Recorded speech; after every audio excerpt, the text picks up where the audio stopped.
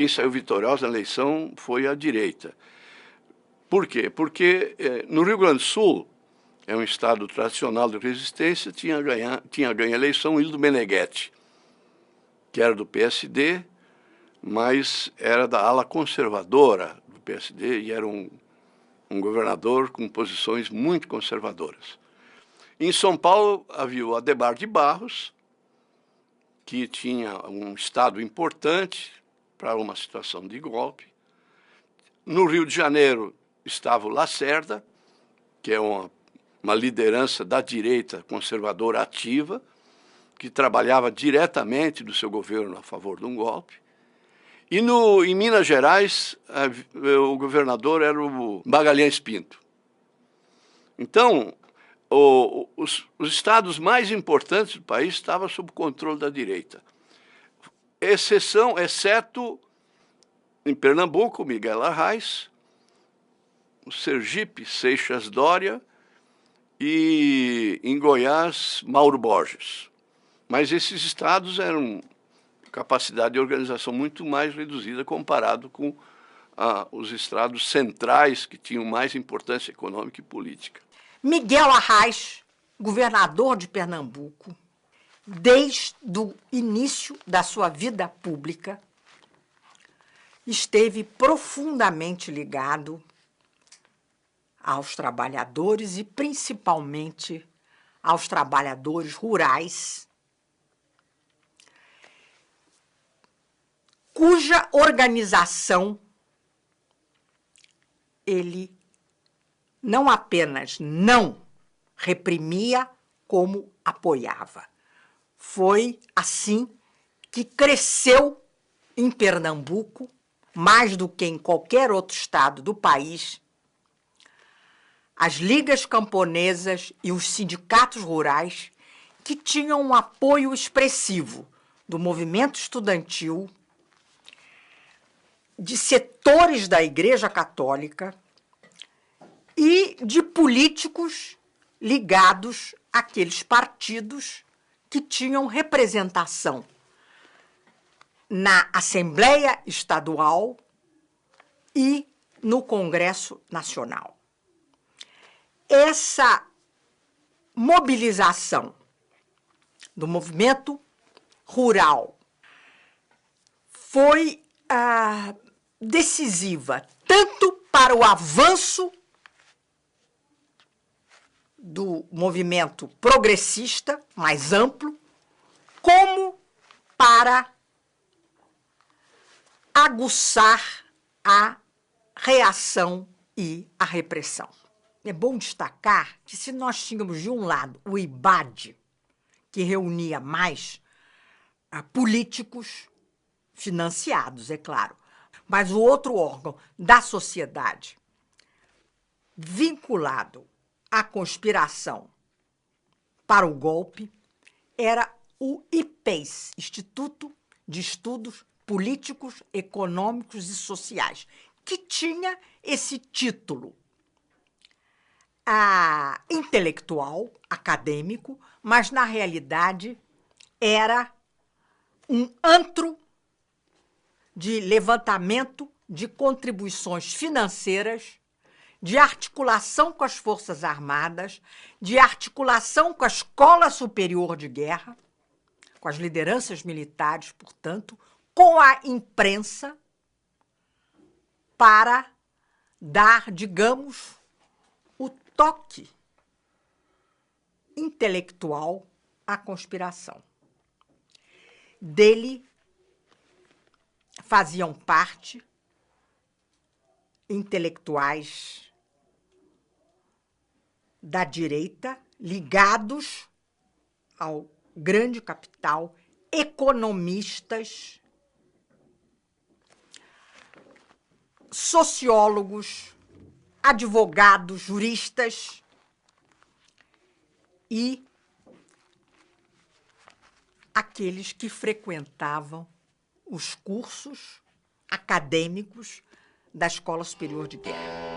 Se corres, bicho te pega, amor. Se ficas, ele te come. O IPES e IBAD implantaram um sistema de vinda de americanos pelos programas chamado Peace Corps, Corpos da Paz. Segundo o embaixador Lincoln Gordon, havia 40.000 americanos no Brasil dispostos a lutar a favor do golpe, caso houvesse uma resistência. O IPES, que era coordenado pelo general Golbery, que depois se transformou em SNI, Serviço Nacional de Informações, IPES, Instituto de Pesquisas Econômicas e Sociais. Na verdade, era um biombo de um organismo que se transformou no SNI. Para atender às suas finalidades, o IPES precisa de você, de sua colaboração, aonde seremos levados pela demagogia e a agitação social.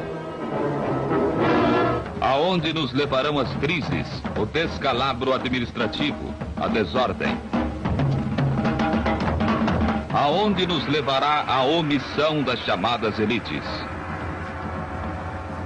O general Golbery do Couto e Silva, que teria um papel importantíssimo nos governos militares depois do golpe,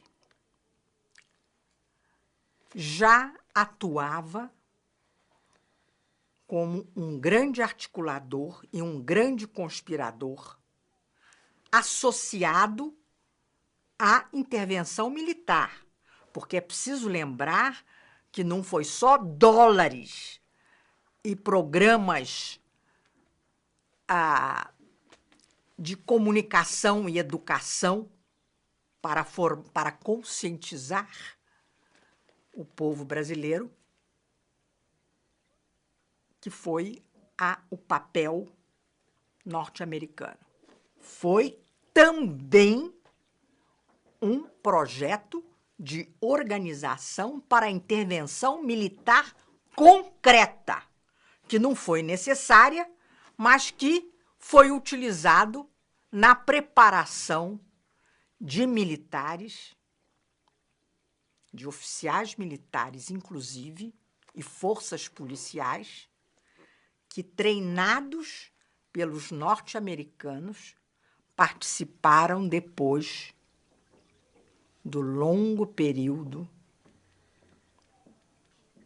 das trevas, da tortura, do desaparecimento forçado, das execuções, da oposição ao regime militar. A tortura consiste tão simplesmente numa técnica. Uma técnica cujo objetivo fundamental é o de provocar a dor no ser humano. Como consequência subsidiária, provocará a humilhação no prisioneiro, tornando-o mais dócil, mais maleável. Historicamente, a tortura era utilizada como uma forma de punição, intimidação. Mas, no caso que queremos apresentar, devemos considerar a tortura como uma forma de provocar a dor, a humilhação, para se obter informações. O exército dos Estados Unidos estava totalmente preparado e, caso houvesse resistência, eles interviriam no Brasil. Tem um texto do Golbery, naquele Geopolítica, Golbery do Couto e Silva, que era tido como eminência parda dos governos militares, ele era da Escola Superior de Guerra, e ele fala com todas as letras que num mundo polarizado o Brasil tinha, por sua tradição cristã ocidental, tinha que estar perfilado aí ao lado dos Estados Unidos contra o imperialismo soviético, né? E para isso ele tinha um preço a pagar. Ele cita o George Washington dizendo que nenhuma nação deve esperar que outra nação favoreça ou seja um guarda-chuva protetor gratuitamente. É uma bela citação. E aí ele faz a citação e ele a partir dela, ele defende o ponto de vista de que o Brasil tem que pagar mesmo um preço pelo guarda-chuva americano, né? do poderio bélico americano. E para isso tem que pagar abrindo mão da sua independência. Está lá, com todas as letras. E dos negócios. Então ele fala que o Brasil, na verdade, os interesses do Brasil, em todos os campos, teriam de estar subordinados aos interesses dos grandes monopólios aí americanos, do imperialismo americano, com todas as letras. O Jango, evidentemente, não era socialista e não era comunista. Ele queria um governo um governo democrático, com desenvolvimento nacional, independente, dentro dos marcos do capitalismo. Isso não era muito entendido, principalmente a sua importância por uma parcela das esquerdas. Criticavam muito e até uns desmoralizavam essa política chamada de reformista, porque se queria era uma coisa mais radical, se partir por uma outra sociedade, um outro sistema econômico-político, ou seja, o socialismo. E esse foi um fato que fragilizava muito o próprio governo Jango. Que a posição do Prestes era uma posição que qualificava o Jango de um governo nacional conciliador, né? Se aliava a ele enquanto fosse possível levar as coisas para frente. Mas houve uma reunião no escritório do Niemeyer, no Rio, com intelectuais e dirigentes, outros dirigentes do partido, em que eu fiz uma pergunta ao Prestes. Prestes, afinal, de que lado nós estamos? Do lado do Jango, do lado da Lacerda, eu sei que nós não estamos, mas você propõe uma posição centrista, que a gente fica apoiado no Jango, mas querendo um choque entre os dois. Se a direita levantar a cabeça, nós esmagamos, né? É uma declaração do Prestes.